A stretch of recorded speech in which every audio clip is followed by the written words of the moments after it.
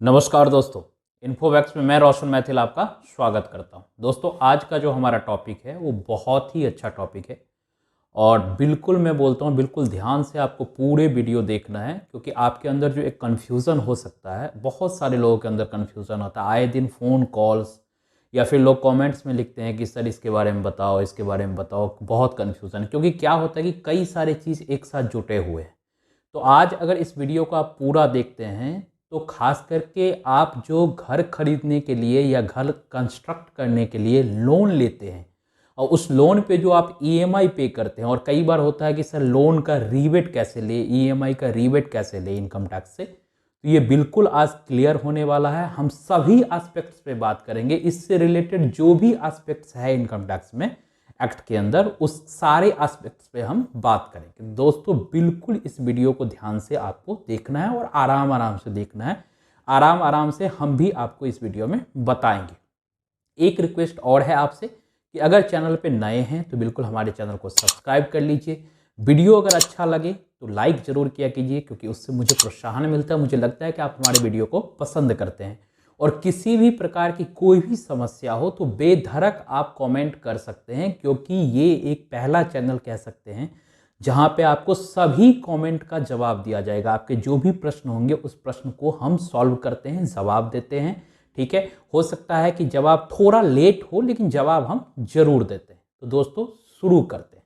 ठीक है, टॉपिक मैंने पहले भी बताया, एक बार फिर बता देता हूँ। आज का हमारा टॉपिक है, हम जो घर खरीदते हैं तो घर खरीदने के वक्त में हो सकता है कि हम लोन लेते हैं, या फिर हो सकता है घर कंस्ट्रक्ट कर रहे हैं, बिल्डिंग बना ही रहे हैं, तो उस टाइम हम लोन लेते हैं। तो उस लोन का ट्रीटमेंट क्या होता है बेसिकली इनकम टैक्स में। ठीक है, अब एक बात मुझे बताइए, घर खरीदने के लिए क्या चीज़ की ज़रूरत होगी? पैसे की ज़रूरत होगी, क्योंकि पैसे से ही आप लैंड परचेज करोगे, और पैसे से ही आप क्या करोगे, या तो सीधे फ्लैट परचेज कर लोगे या कंस्ट्रक्शन करवाओगे। तो वो पैसे दो तरीके से हो सकते हैं, या तो आपके अपने पास पैसे होंगे, या आप क्या करेंगे, कहीं से उधार लेंगे पैसे। यही दो चीज़ हो सकता है। उधार को ही हम लोग यहाँ पे क्या कहते हैं, लोन लेना। मतलब किसी न किसी से हम पैसे लेते हैं इंटरेस्ट के रूप में, और हम उसे इंटरेस्ट चुकाते हैं। तो इनकम टैक्स डिपार्टमेंट ने हमें कुछ बेनिफिट दिया है सेक्शन 24 के अंदर और सेक्शन 80C के अंदर। डिडक्शन के जो सेक्शन है 80C, उसके अंतर्गत। अब बोलोगे कि सर क्या है ये, मुझे बता दो। तो इसके लिए मैं बारी बारी करके समझेंगे। मान लीजिए एक एग्जांपल लेते हैं कि आपने एक फ्लैट परचेज किया। ठीक है, मान लो फ्लैट आपने 25 लाख रुपए का परचेज किया। तो उस फ्लैट में क्या हो सकता है? सबसे पहला उस फ्लैट में आप रहोगे।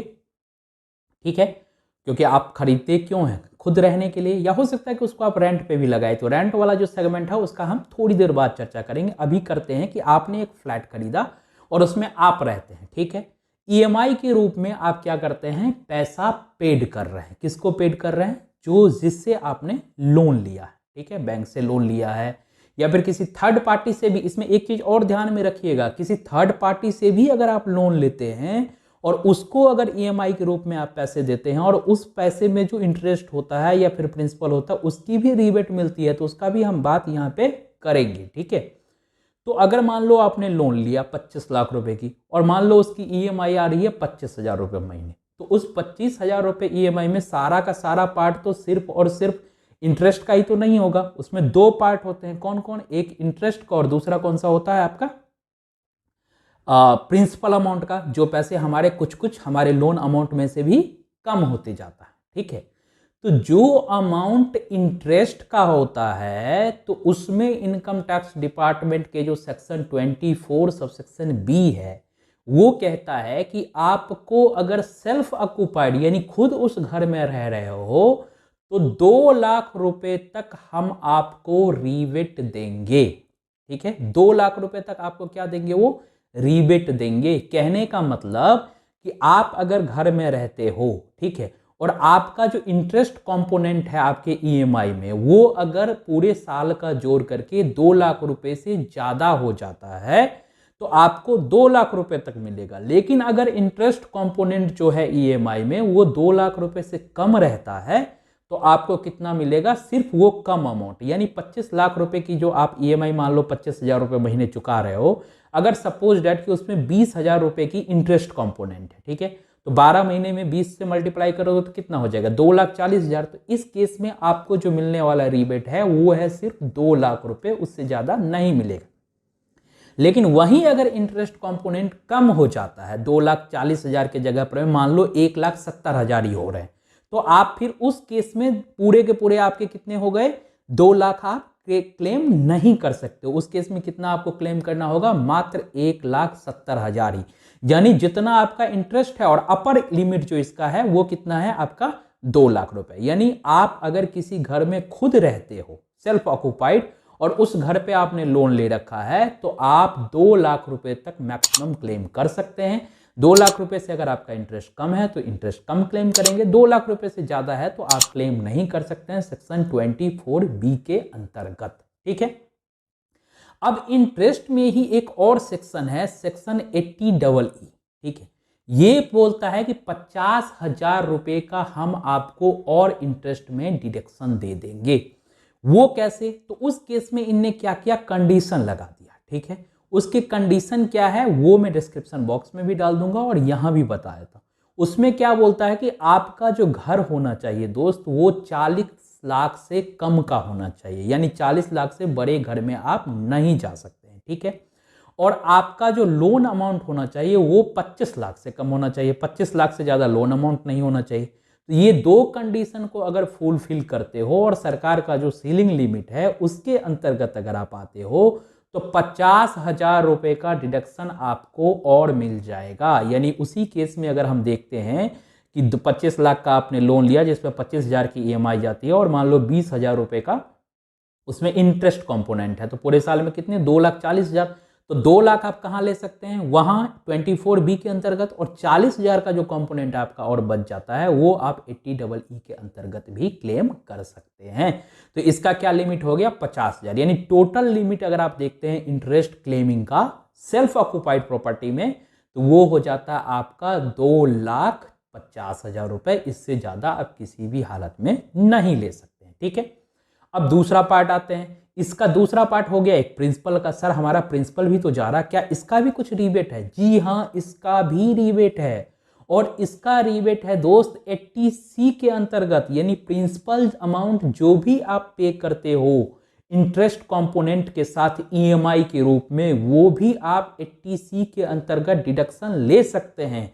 और 80C का क्या है लिमिट, वो आपको पता है। 80C का सारे लिमिट कितना है, 1,50,000 रुपए, उससे ज्यादा लिमिट है नहीं। यानी अगर मान लो आपके किसी भी प्रकार की इन्वेस्टमेंट नहीं है या किसी भी प्रकार का एक्सपेंसेज ऐसा नहीं है जिसको रिबेट मिलता है 80C में, तो आप ये जो प्रिंसिपल अमाउंट है उसको 1,50,000 रुपए तक वहां पे रिबेट ले सकते हैं। ठीक है, अब दोस्त हम आ जाते हैं अपने इस केस में, जब आप प्रॉपर्टी सेल्फ ऑक्युपाइड नहीं करके रेंट पे लगाते हैं। ऐसा तो हो सकता है ना कि कोई प्रॉपर्टी आपने परचेज किया और उसको आपने क्या किया, रेंट पे लगा दिया। ठीक है, तो रेंट पे लगाने के केस में क्या होता है कि आपके जितने इंटरेस्ट होंगे सारे के सारे इंटरेस्ट आप रीबेट ले सकते हैं। ठीक है, लेकिन इसमें एक कंडीशन है कि जो लॉसेस, क्योंकि क्या होगा कि मान लो आपने रेंट लिया, ठीक है, और रेंट आप कितना पे लगा रहे हो, मात्र मान लो आपने एक फ्लैट लिया, उसी एग्जांपल पे आते हैं। ठीक है, आपने एक फ्लैट लिया, ठीक,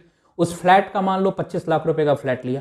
25 लाख रुपए के फ्लैट पे आपने देखा कि 2,40,000 रुपए की इंटरेस्ट थी। ठीक, और आप उस फ्लैट को 5,000 रुपए के रेंट पे लगाते हो, तो साल में आपने रेंट कितना कमाया, 60,000 रुपए। ठीक, सबसे पहले आपको 30% का तो स्टैंडर्ड डिडक्शन रेंट पे मिल जाता है, जो आपको एकदम मिल जाता है रिपेयर एंड मेंटेनेंस के लिए। तो 30% अगर आप उसको माइनस कर देते हो 60,000 में से, तो 18,000 रुपये तो ये आपको रिबेट एक मिल गया। ये तो गवर्नमेंट सबको देती है, चाहे आप लोन पे घर खरीदो या आप अपने पैसे से बनाओ, ये 30% का डिडक्शन सबको है। ठीक, तो 30% यहाँ लेकर के 42,000 रुपीज़ आपने क्या किया, एक्सपेंसेस सहा, मतलब सॉरी प्रॉफिट हुआ, आपको अर्निंग हुआ हाउस प्रॉपर्टी से, और 2,40,000 रुपए का बोरोइंग कॉस्ट हो गया। तो यहां पे आपको 1,98,000 रुपए लॉसेस आ जाएंगे, है ना। अगर 42,000 माइनस करेंगे अगर 2,40,000, तो यही होगा ना, क्या होगा आपका 1,98,000 रुपए का लॉसेस हो जाएगा। तो ये 1,98,000 के पूरे लॉसेस को आप यहां पे क्या करोगे, कैरी, मतलब दूसरे जो इनकम है आप उसके साथ सेटअप कर सकते हो, उसमें कोई दिक्कत नहीं है। कहने का मतलब ये हुआ कि आपके रेंट माइनस करने के बाद मैक्सिमम जो यहां पे लिमिट ले सकते हैं वो 2 लाख है। समझ गए?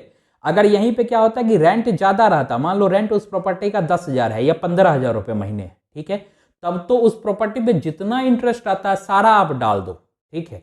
लेकिन रेंट किसी भी हालत में, इनने बोल रखा किसी भी हालत में आपको 2 लाख रुपए से ज्यादा का लॉस हाउस प्रॉपर्टी में नहीं दिखा सकते हो। उस केस में, जिस केस में आपका या तो सेल्फ ऑक्युपाइड हो या फिर आपका रेंटेड प्रॉपर्टी हो।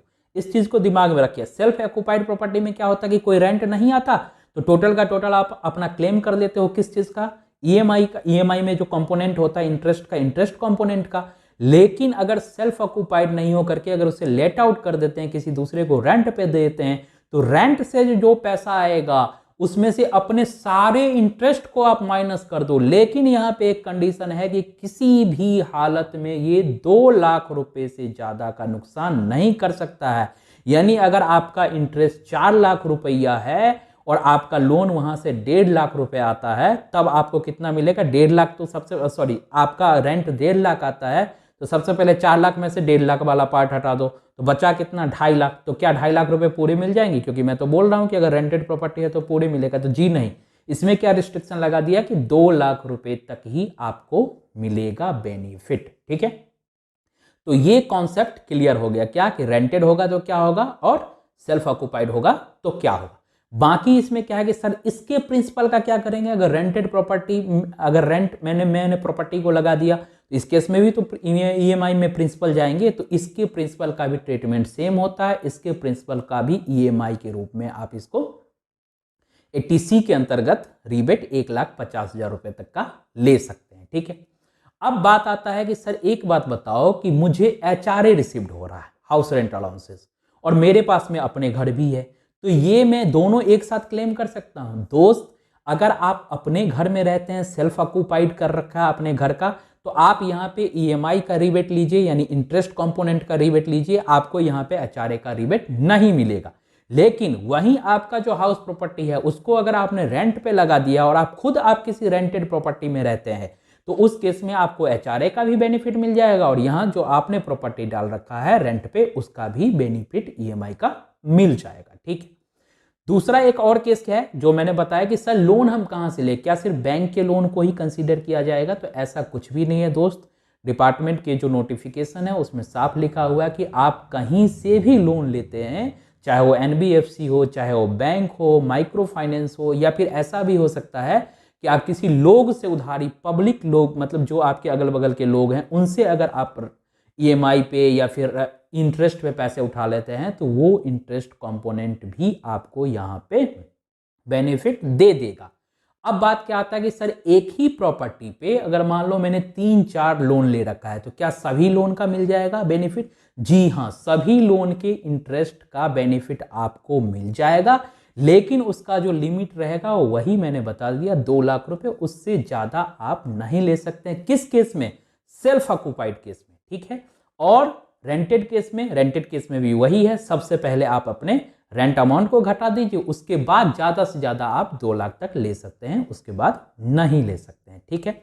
अब एक बात आता है कि सर मेरे पास में 2 प्रॉपर्टी है, तो क्या मैं दोनों प्रॉपर्टी का क्लेम कर सकता हूं? दोनों प्रॉपर्टी मैंने परचेस किया है रेंट पे, सॉरी, ईएमआई पे, तो बिल्कुल आप कर सकते हैं, लेकिन फिर भी मैं वही बोलूंगा कि लिमिट आपका 2 लाख ही है, 2 लाख से ज्यादा लिमिट आपको नहीं मिलेगा। तो इस चीज को ध्यान रखना है दोस्त। मैं आशा करता हूं कि ये वीडियो आपको अच्छे से समझ में आ गया होगा। फिर भी अगर आपको कोई दिक्कत हो, कहीं भी किसी भी प्रकार का दिक्कत हो, तो आप जरूर मुझे कमेंट में लिखिए, और मेरे इंस्टाग्राम, मेरे डिस्क्रिप्शन बॉक्स में जाएंगे तो इंस्टाग्राम को फॉलो कर दीजिए। इससे क्या होगा कि वहां आप मुझे डायरेक्ट मैसेज कर सकते हैं, वहां मैं डायरेक्ट आपको जवाब दूंगा।